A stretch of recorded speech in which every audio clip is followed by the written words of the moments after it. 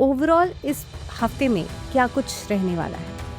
Market की स्थिति, हाल चाल कैसे है? 22, 23, 24, 25 2 दिन बुलिश और 2 दिन एटलीस्ट गुड शेप में टुवर्ड्स पॉजिटिव साइड पे ही, या हल्का सा प्लस माइनस बस वहीं तक था। सेक्टर्स की आप कह रहे हो कि इस बार एफएमसीजी और आईटी, बैंकिंग, कौन से सेक्टर्स ऐसे हैं कि जिनमें अभी नहीं इन्वेस्ट करना चाहिए, जो आपको अभी भी लाल रंग वाले निशान पे दिख रहे हैं?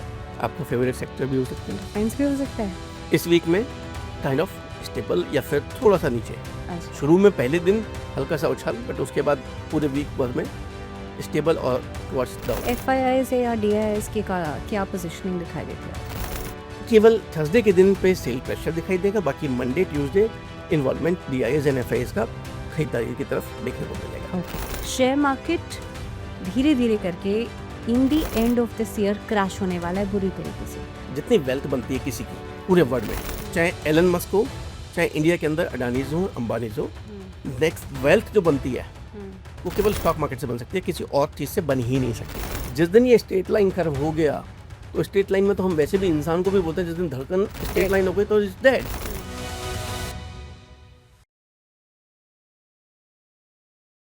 ग्रह नक्षत्रों की चाल, प्लानिटरी पोजीशंस शेयर मार्केट को कैसे इम्पैक्ट करेंगी इस बार, यही हम बात करेंगे इस पॉडकास्ट में। और क्योंकि हर बार का पॉडकास्ट बहुत इंटरेस्टिंग होता है, गौरव मित्तल जी मेरे साथ हैं। हर बार बात करते हैं हम कि भाई आने वाले हफ्ते में कहाँ आपको इन्वेस्ट करना है, कहाँ से बचना है, कौन सा सेक्टर जो है वो अप जाएगा, क्या पूरे हफ्ते की मार्केट की स्थिति रहेगी। गौरव जी, सबसे पहले तो वार्म वेलकम। थैंक यू भावना जी। तो अगर हम बात कर रहे हैं 22 जून से लेकर के 26 ऑफ जून तक, 26 ऑफ जून को मुहर्रम है, इसीलिए छुट्टी रहेगी शेयर मार्केट की भी।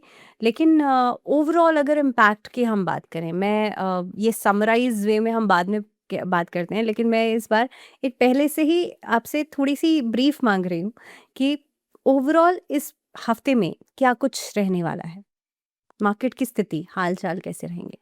अभी तक लोग गा रहे थे ये लाल रंग कब छोड़ेगा हमें, अब कहेंगे कि हरा, हरा? चॉइस इज हरा। अरे वाह! हम्म, तो ओवरऑल पे मार्केट कमिंग वीक के अंदर हरा मीन्स ग्रीन कलर में दिखाई देगा। 26 हॉलीडे है which is a Friday because of the Muharram. BSc और एनएससी दोनों एक्सचेंज पे छुट्टी है, बट जब हम अभी बात करेंगे कि क्या प्लानिटरी पोजीशंस हैं और क्या रहेंगी या क्या चेंजेस आ रहे हैं, कौन सा प्लानिट किस क्या का गोचर क्या है, एंड उसका ओवरऑल इम्पैक्ट पर डे पे किस समय से किस समय के बीच में क्या रहेगा। लास्ट वीक में हमने ट्रायल बेसिस पे छोड़ दिया था कि समय नहीं बताया था, हाँ। बट पब्लिक ने काफ़ी सारी डिमांड करी कि समय और बताएं। तो कई बार जब समय गलत होता है तो कुछ नोटोरियस एलिमेंट्स जो हैं वहाँ पे कुछ कुछ लिखते हैं, हाँ, तो उनकी परवाह ना करते हुए हम समय को दोबारा से इंक्लूड कर रहे हैं इस ठीक वीक है, में भी, ठीक है। राइट। तो 22 तारीख से 26 तारीख के बीच में प्लानिटरी पोजीशन कैसी हैं, पहले उसके बारे में बात कर लेते हैं। सूर्य जो है कर्क राशि में रहेंगे और अच्छी पोजीशन पर रहेंगे, which is a positive sign market को और बूस्ट देने के लिए। सूर्य और जुपिटर का कंजंक्ट भी हो जाएगा। सूर्य और जुपिटर क्योंकि दोनों ही कर्क राशि में हैं, हम्म, तो दोनों का कंजंक्ट भी होगा। ठीक है। मंगल एरीज में बने रहेंगे, again bullish upward trend. Okay. Jupiter कर्क राशि में जैसे बताया कि वो बने ही रहेंगे, और प्लूटो एक्वेरियस में रेट्रोग्रेड होगा, जिसका एक साइकिल का मूवमेंट है, एक sector to other sector, and दोनों तरफ वेदर बुलिश और बाकी ग्रहों का क्या इम्पैक्ट है उसके हिसाब से अपवर्ड ट्रेंड या लोअर ट्रेंड देता है। अच्छा। तो बट गुड न्यूज़ ये है जो एस्ट्रोलॉजिकली हमें लगता है कि 22, 23, 24, 25 2 दिन बुलिश और 2 दिन एटलीस्ट गुड शेप में टुवर्ड्स पॉजिटिव साइड पे ही, या हल्का सा प्लस माइनस का बस वहीं तक का। ओके। ओके, तो बात करते हैं अब सूर्य। सूर्य क्योंकि कर्क राशि में है, तो इसका मतलब क्या है कि market will be more prone to the sentiments. Good news ये है कि सेंटिमेंट्स पॉजिटिव होंगे, नेगेटिव नहीं होंगे। जब पॉजिटिव सेंटिमेंट्स होंगे तो मार्केट को ये ऊपर की तरफ ही बूस्ट देगा। अच्छा। चंद्रमा 22 और 23 तारीख को लियो में रहेंगे, 24 और 25 को वर्गो में रहेंगे, 26 को लिब्रा में। अच्छा। 26 क्योंकि हमारा आउट ऑफ छुट्टी छुट्टी है तो आउट ऑफ डिस्कशन रहेगा। तो 2 दिन 22 और 23 को लियो और 24 और 25 में वर्गो। इसका क्या इम्पैक्ट आता है समझते हैं। जब हम्म लियो में है 22 और 23 को, इट मीन्स इन्वेस्टर्स का कॉन्फिडेंस बूस्टअप होगा, रिस्क टेकिंग कैपेबिलिटी बढ़ेगी, स्ट्रॉन्ग डायरेक्शनल मूव। इसका इम्पैक्ट क्या होगा कि जब इन्वेस्टर का कॉन्फिडेंस बढ़ेगा तो डायरेक्शनल मूव हायर साइड पे देखने को मिलेंगी, हायर या लोअर साइड पे। बट लेकिन क्योंकि सूर्य भी पॉजिटिव है, गुरु भी पॉजिटिव दे रहे हैं, तो ये अपवर्ड ट्रेंड देखने को मिलेगा 22 और 23 तारीख पे। लार्ज कैप जो स्टॉक्स हैं उसके अंदर वॉल्यूम और उनके अंदर पॉजिटिव वाइब्स देखने को मिलेंगी। 24-25 को जब वर्गो मून है, इसका मतलब है कि कंट्रोल्ड वे में एनालिटिक्स, लोग लॉजिकल थिंकिंग करते हुए बाइंग का पैटर्न आएगा। अच्छा पहला वाला जो 22 और 23 गया उस समय खरीदो, दूसरे वाले में अच्छा मार्केट का ट्रेंड ये चल रहा है, कैंडल्स देखे, चार्ट्स देखे, कंपनी के एनालिटिक्स पे ज़्यादा फोकस रहेगा 2 दिन, but still market will be kind of buying side पे रहेगा और स्टेबल साइड पे रहेगा।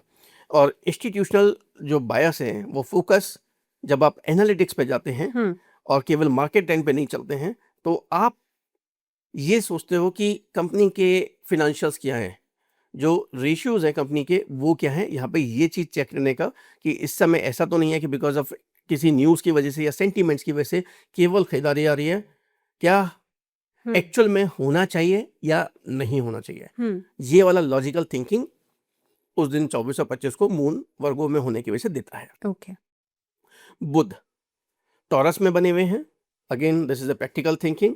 दूसरा चीज है ये स्पेक्यूलेशन को अवॉइड करता है, ये लॉजिकल थिंकिंग को देता है कि जिन स्टॉक्स के जो parameters as per industry standards हैं, यदि विद इन दैट फ्रेमवर्क है तो पीपल विल स्टार्ट बाइंग आपके लार्ज कैप्स और मिड कैप्स, जहाँ पे आपका चाहे पी रेशियो या बाकी रेशियोज हो, यदि in line to the market defined market situations पे हैं, उनके अंदर आपको खरीदारी, इन्वेस्टमेंट, आपके एफआईएस का और डीआईएस का इन्वेस्टमेंट देखने को मिलेगा। ओके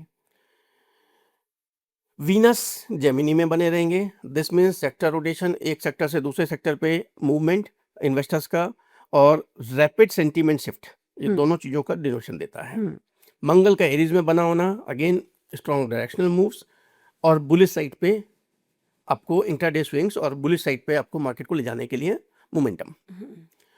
गुरु कैंसर में बने रहेंगे, अगेन न्यूज़ सेंसिटिव इंफॉर्मेशन, कोई भी मार्केट में न्यूज़ आई उसकी वजह से जो पब्लिक की बाइंग पैटर्न है और या सेल पैटर्न है उसको डिनोट करते हैं। अच्छा शनि पाइसेस में है, सेल्स प्रेशर बढ़ाएंगे। सेल्स प्रेशर जब बढ़ेगा तो बाइंग साइड की बजाय सेलर साइड पे pressure, because of any news, अचानक से अनएक्सपेक्टेड जितने भी रिवर्सल्स आएंगे, ये इसके लिए शनि रिस्पॉन्सिबल है। यूरेनस का भी आपका जेमिनी में बना रहना, अगेन सेम चीज़ है कि अनएक्सपेक्टेड मार्केट की रिएक्शंस दिखाई देंगी, सडन सरप्राइजेस देखने को मिल सकते हैं। नेपच्यून का पाइसेस में बना होना, अगेन ह्यूमर डिवन जो मूवमेंट्स हैं दैट में भी there, confusions and emotional responses, दोनों चीज़ें जो है नेपच्यून का पाइसेस में बना रहना। अच्छा प्लूटो का रेट्रोगेट होना एक्वेरियस के अंदर, लॉन्ग टर्म आपके या फिर हिडन आपके जो फैक्ट्स हैं, मतलब किसी ने जो बड़े ब्रोकर्स हैं उसके बेस पे कि मार्केट के जो सेंटीमेंट्स हैं उसको एनकैश कर लिया, तो बिकावली जो लास्ट के 2 दिन हैं, 2 दिन तो ऊपर की तरफ गया और 2 दिन बिकावली वाली साइड पे आया, यहाँ पे रेट्रोगेट एक्वेरियस में बहुत बड़ा रोल प्ले करेगा। ओके तो अब बात करते हैं कि 22 तारीख को ओवरऑल सिनेरियो क्या नजर आता है। इस दिन मार्केट बुलिश रहना चाहिए, ओके स्ट्रॉन्ग ओपनिंग और strong closure, large cap stocks के अंदर हाई ट्रेडिंग वॉल्यूम्स एंड एक पॉजिटिव सेंटीमेंट्स। टाइमिंग जो पिछले वीक में हमने मिस किया था, इस वीक में बताते हैं। 9:15 से 10:10 के बीच में स्ट्रॉन्ग ओपनिंग मूव देखने को मिल सकती हैं। 10:50 से 11:35 के बीच में ये जो मोमेंटम है एक स्पीड पकड़ सकता है। अच्छा 12:55 से 1:40 के बीच में है इंस्टीट्यूशनल एक्टिविटी बाइंग साइड पे। इट मीन्स बायर्स साइड पे है इंस्टीट्यूशनल बायर्स, तो मार्केट के अंदर पॉजिटिव सेंटीमेंट्स, मार्केट सेंसेक्स हो, निफ्टी 50 हो, निफ्टी बैंक हो, ऊपर जाएगा। ओके और 2:10 से 3:15 के बीच में ये ट्रेंड जो है सेम कंटिन्यू करते हुए बढ़ेगा। तो पॉजिटिव साइड पे आपका मार्केट शुरू में एंट्री के टाइम पे भी और क्लोज होने के टाइम पे भी दोनों तरफ पॉजिटिव साइड पे। अच्छा 23 तारीख की बात करते हैं। 23 तारीख को भी जो मार्केट लगता है वो बुलिश वोलेटाइल। हम्म इसका मतलब है कि बुलिश वोलेटाइल का मतलब है कि इमीडिएटली रैंप अप हो गया, 300 पॉइंट ऊपर पहुंच गया, 400 पॉइंट ऊपर पहुंच गया, 200 पॉइंट ऊपर पहुंच गया हम्म अचानक से। हम्म ऐसा नहीं कि 2-2 4-4 पॉइंट करके ऊपर बढ़ रहा है, सडन मूवमेंट ये देखने को मिलेगा। हम्म और इंट्राडे मूव्स काफी ज्यादा होंगे उस दिन, ब्रेकआउट अटेम्प्ट्स होंगे दोनों साइड पे, बट मार्केट एंट्री के टाइम पे और क्लोजर के टाइम पे बढ़ते हुए दिखना चाहिए। ओके इंपॉर्टेंट टाइमिंग्स 9:15 से 10:15 एग्रेसिव ओपनिंग के साथ में, हम्म 10:45 से 11:45 के बीच में ब्रेकआउट और रिवर्सल लिटिल, हम्म 1 से लेके 1:50 के बीच में अगेन इंस्टीट्यूशनल बाइंग जनरली होती इसी टाइम पे है, लेकिन बाइंग साइड पे, नॉट द अच्छा सेलिंग साइड पे। ओके बट 2:20 से 3:20 के बीच में जो मोमेंटम ऊपर चढ़ा था एकदम 400 पॉइंट, ये एक स्टेबल होते हुए दिखाई देगा कि अचानक से ऐसा नहीं होगा कि और ऊपर जाता जा रहा है। जैसे मंडे को तो ऊपर जाता जाता दिखाई देगा, हाँ बट ट्यूसडे के दिन ये स्टेबल साइड पे दिखाई देगा, लेकिन दिखाई देगा पॉजिटिव साइड पे क्लोज। अच्छा तो अगर 400 पॉइंट हुआ तो बंद होते होते 300, 350, 400 इसी पे। बट ये नहीं होगा कि 400 से 600 पॉइंट या 700 पॉइंट ऊपर कूद गया। ओके ये होना चाहिए कि अप्रोक्सीमेटली पॉजिटिव साइड पे क्लोज हो लिटिल। जब रिवर्सल हुआ था 10:45 से 11:45 के बीच में, उससे ऊपर की तरफ।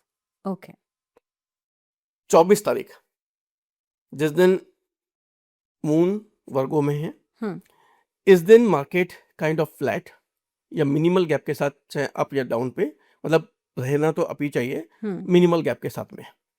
अच्छा इस दिन कंसोलिडेशन ऑफ स्टॉक्स, जो बायर्स हैं, डीआईएस हैं, लॉजिकल थिंकिंग की वजह से they will start investing more into the stocks which are, जिनका पी जो रेशियो है मार्केट के पी रेशियो से स्टैंडर्ड से लोअर है, उनको बाई अच्छा कंसोलिडेशन। इंपॉर्टेंट टाइमिंग्स विंडो जो है 9:20 से लेकर 9:55, यहाँ पे जो खुलेगा ट्राई करेगा ऊपर की तरफ खुलने के लिए, बट कहीं ना कहीं पे स्क्रीन पर प्रेशर होगा और जितना खुलना चाहिए उतना नहीं खुलेगा। तो आपको ये समझिए कि निफ्टी बैंक गिफ्ट निफ्टी कुछ और दिखा रहा होगा, और निफ्टी 50 जिस समय ओपन होगा, हाँ वो दोनों के बीच में गैप दिखाई देगा काफी अच्छा कुछ। ओके 10:35 से लेके 11:20 के बीच में अगेन स्टॉक स्पेसिफिक मूवमेंट्स देखने को मिलेंगे।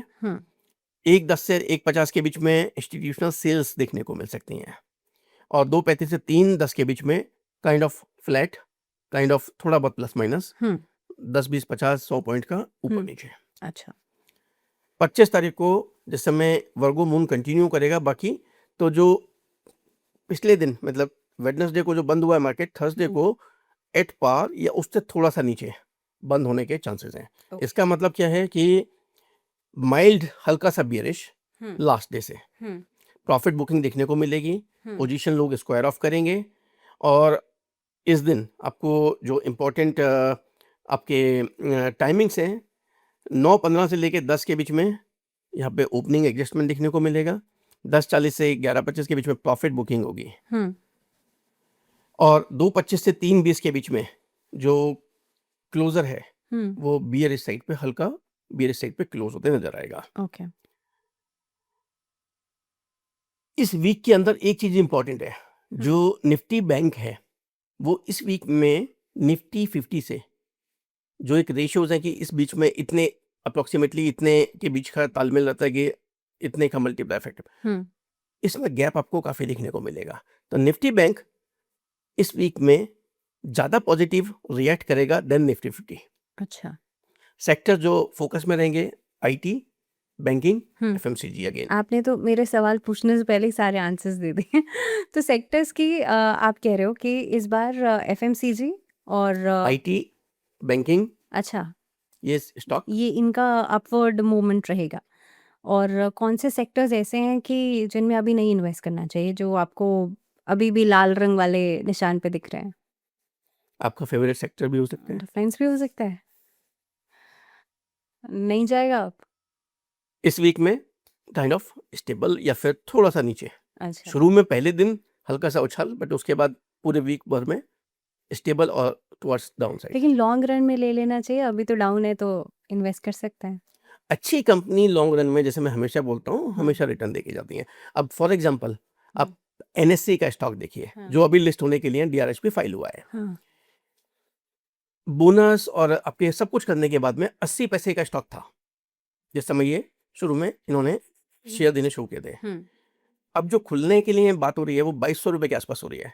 तो आप सोचिए कि ₹1 का स्टॉक 22 लगे 18-20 साल जो भी लगे, हाँ या ज़्यादा उससे भी ज़्यादा लगे होंगे, हाँ शायद 93 से लेके अब तक की बात है, जब उन्होंने स्टेट बैंक ऑफ इंडिया या जिसका भी सबसे ज़्यादा एसबीआई का स्टेक है, 80 पैसे का स्टॉक पड़ा है आफ्टर से उसको जो ₹10 की फेस वैल्यू से ₹1 की face value and then bonus and everything देके 80 पैसे के आसपास का पड़ा है। ठीक है और आज वो ओएफएस में ₹2200 का बेच रहे हैं। अब वो भी एक छोटा-सा परसेंटेज ऑफ अपना परसेंटेज जितना वो होल्ड कर रहे हैं उसमें से कुछ crore shares, and that is yielding approximately giving a benefit of 5000 crore. हाँ तो जो अच्छे स्टॉक्स हैं, हम्म अब क्वेश्चन यही आता है कि अच्छे स्टॉक की डेफिनेशन क्या है, हम्म उनमें मोमेंटम कैसे माने, क्योंकि अभी तक जब तक 2026 तक हम्म एक पेशेंस, एक कॉन्फिडेंस रखना उनके कंटिन्यूअसली, क्योंकि इसमें किसी के अपने पर्सनल शेयर तो है नहीं, हाँ कोई भी इसमें ऐसा नहीं है कि कोई प्रमोटर है। हम्म एक्सचेंज के अंदर जो जितना भी पार्ट अभी ये आईपीओ आएगा which is 30,000 crore, it's gonna be the biggest IPO so far. उसके अंदर वो पूरा का पूरा ओएफएस है। तो जितने का ये ओएफएस जा रहा है, public is willing to buy that part. Okay उन्होंने देखा है मोमेंटम बीएससी के स्टॉक में भी कितने परसेंट का रिटर्न मिला है, इसी तरह से एनएससी के स्टॉक का कितने परसेंट का रिटर्न मिलेगा। तो जो अच्छे स्टॉक हैं उनके जो फंडामेंटल्स स्ट्रॉन्ग हैं, इनका एक विजन है, एक होराइजन है कि हाँ ये इस पर्पस पे आगे बढ़ेगा। तो जैसे मैं हमेशा बोलता हूँ कि ट्रेडर्स, इंट्राडे ट्रेडर्स छोटे-छोटे से पैसे कमा सकते हैं, बट जो एक्चुअल पैसा है, जो एक्चुअल नेटवर्थ है, एक्चुअल आपकी जो वेल्थ बनती है, वो लॉन्ग होराइजन पे, लॉन्ग टर्म होराइजन और लॉन्ग टर्म पोजीशन पे होल्डिंग पावर पे ही बनती है। बट यस, डेफिनेटली क्वेश्चन है कि किस समय एंटर करना है और किस समय एग्जिट, तो चलो पता चल जाएगा, बट एंटर किस समय करना है। कंपनी के फंडामेंटल्स स्ट्रांग है नहीं है, ये एक एनालिटिक्स, ये एक एनालिटिकल पावर आपको कंपनी के parameters year on year basis पे, आपका टॉप लाइन, बॉटम लाइन, उनका रेशियोज और जितने डिविडेंड भी बहुत इंपॉर्टेंट होता है कि कंपनी हर साल में कितना डिविडेंड दे रही है। नहीं, वो खाली वो इम्पोर्टेंट नहीं है। इम्पोर्टेंट है कि कंपनी की जो बुक्स है, हाँ बिजनेस, हाँ वो कितना स्ट्रांग है, कंपनी के अंदर प्रॉफिटेबिलिटी ईयर बेसिस पे आ रही है नहीं आ रही है, ये इज इम्पोर्टेंट है। Dividend is one part. हो सकता है कि कंपनी डिविडेंड ना देके एक साल में उस पैसे से कुछ एक्विजिशन करे, हो सकता है एक्सपेंड करे, बिजनेस को बढ़ाए, ओके जरूरी नहीं है। वो तो इन्वेस्टर का बेनिफिट है कि उसको डिविडेंड मिल रहा है, बट ओनली थिंग इज कि जिस समय कंपनी ग्रो करती है तो हो सकता है डिविडेंड ना देके उनसे उस पैसे को यूज करते हुए अपने इंटरनल एक्सपेंशन में, कुछ कंपनीज को एक्वायर करने में, कुछ रिलेटेड बिजनेस को एक्वायर करने में, they may be using it. Okay but और बहुत सारे पैरामीटर्स हैं। एक बुक वैल्यू है, क्या है उसकी, शेयर्स की 12-13 पैरामीटर्स हैं जो रेगुलरली आपको ईयर ऑन ईयर बेसिस पे मॉनिटर करने हैं कि बैलेंस शीट के अंदर कितना डेट खड़ा हो गया है, क्योंकि इनके यहाँ तो डेट भी बहुत सारा खड़ा था। अच्छा तो उससे जब डेट भी हट गया, पैसे भी आ गए, एंड जितने इन्वेस्टर थे अर्ली एज के, उनमें से काफ़ी बड़ा स्टेक पब्लिकली डिस्ट्रीब्यूट भी हो गया। अच्छा इस हफ्ते में एफआईआईज या डीआईआईज की क्या पोजिशनिंग दिखाई देती है आपको? केवल थर्सडे के दिन पे सेल प्रेशर दिखाई देगा, बाकी Monday Tuesday involvement DIIs and FIS का खरीदारी की तरफ देखने को मिलेगा। ओके और मुझे लगता है कि बहुत लंबे टाइम से हमने वॉर का एंगल नहीं समझा है, तो इस हफ्ते में क्या कुछ ऐसे चेंजेस या कोई ऐसी न्यूज़ आती हुई दिखती है जिसका इम्पैक्ट शेयर मार्केट पे पड़ेगा? अभी जो ये वॉर है, जैसे बहुत पहले भी मैंने एक चीज़ बोली थी कि ये खाली एक वॉर नहीं है। अब आगे आने वाला जो साल है 2027 और 2032 तक बहुत कुछ देखने को मिलेगा। ये डराने की बात नहीं है, मतलब एस्ट्रोलॉजिकली जो ये ईयर्स हैं इनके अंदर कुछ कुछ देखने को मिलेगा। तो अभी वॉर इस वीक में कोई ऐसी न्यूज़ नेगेटिव नहीं आनी चाहिए जो एकदम स्टॉक को इम्पैक्ट करे, क्योंकि मार्केट इस वीक में अप ही साइड पे, तो पॉजिटिव सेंटीमेंट्स ही रहने चाहिए। Okay but this is not the end of the story. Again आने वाला टाइम बहुत कुछ अभी दिखाने वाला अभी है। जो चिंगारी है वो केवल धुएं में कन्वर्ट हुई है, थोड़ा सा पानी डाला है, दोबारा से वापस कब चिंगारी बन जाए ये एक देखने की चीज़ है। चलिए, लेकिन एक ना परसेप्शन धीरे-धीरे करके बिल्ड हो रहा है। बहुत सारे लोग या बहुत सारे एस्ट्रोलॉजर्स भी अलग-अलग पॉडकास्ट में ये चीज़ कह रहे हैं कि भई शेयर मार्केट धीरे-धीरे करके in the end of this year crash होने वाला है बुरी तरीके से। अभी भी हालात बहुत अच्छे नहीं हैं, तो जिनका पैसा है मार्केट में उनको निकाल लेना चाहिए और आगे एंटर करना ही नहीं चाहिए मार्केट में। कितना ठीक है या कितना ये चीज़ आपको रिलेटेबल लगती है अभी की सिचुएशंस देखते हुए?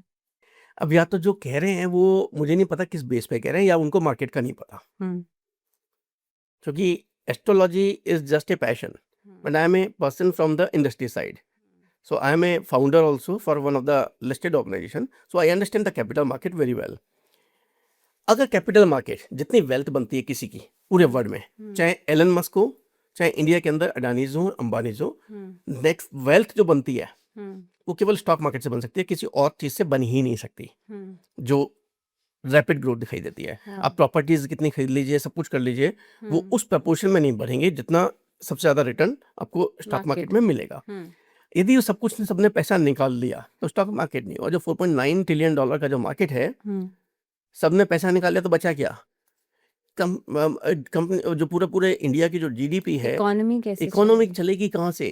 तो ये सब कहना कि पैसा निकाल लो कहीं मत डालो, रखोगे क्या उस पैसे का? रिटर्न कहाँ से आएगा? जो आपको बैंक में अगर पैसा डालोगे उस पर जो इंटरेस्ट मिल रहा है विज़ विद जो इन्फ्लेशन है, यदि उसकी कैलकुलेशन करोगे तो वो तो इवन नॉट इक्वल टू आपका जो इंटरेस्ट है वो इन्फ्लेशन को भी बीट अप नहीं करता।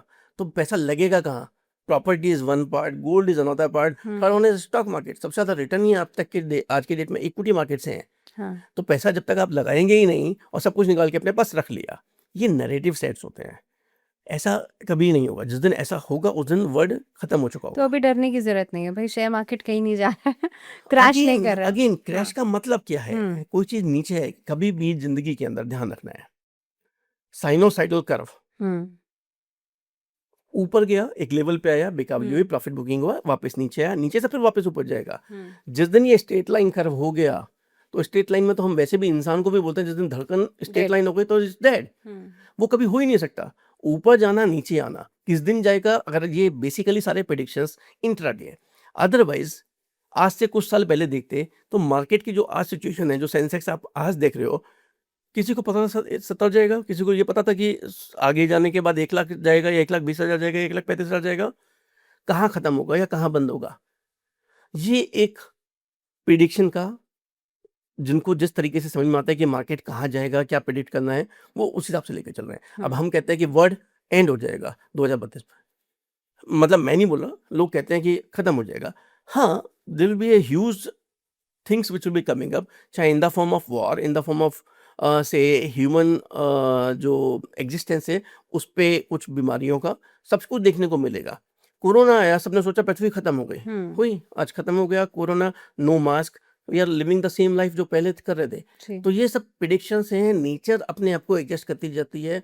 पृथ्वी जिस दिन खत्म हो जाएगी इट मीन्स युग खत्म हो गया, और उस दिन पृथ्वी खत्म नहीं होती, उस दिन युग खत्म होता है, existence of human will remain. अब कितना रहेगा? आज अगर 750 करोड़ लोग हैं पूरे पृथ्वी पे, तो हो सकता है 64 करोड़ रह जाए, बट एग्जिस्टेंस अगर खत्म हो गया इट मीन्स पृथ्वी पूरी की पूरी खत्म हो गई। पृथ्वी खत्म होने का मतलब है कि इससे ऊपर से कोई एक एस्ट्रॉइड आके पृथ्वी को पूरी की पूरी तबाह कर दे, तभी पॉसिबल है। तो कुल मिला के ये हफ्ता जो है वो ग्रीन साइड पे दिखाई देता है, एंड आई एम होपिंग कि ये प्रेडिक्शंस भी आपकी हमेशा की तरह ठीक हो, सो दैट एक गुड न्यूज़ लेकर के आएंगे। I mean, I can say that only. Thank you very much Gaurav Thank Singh you, Bhavna ji. For being with us.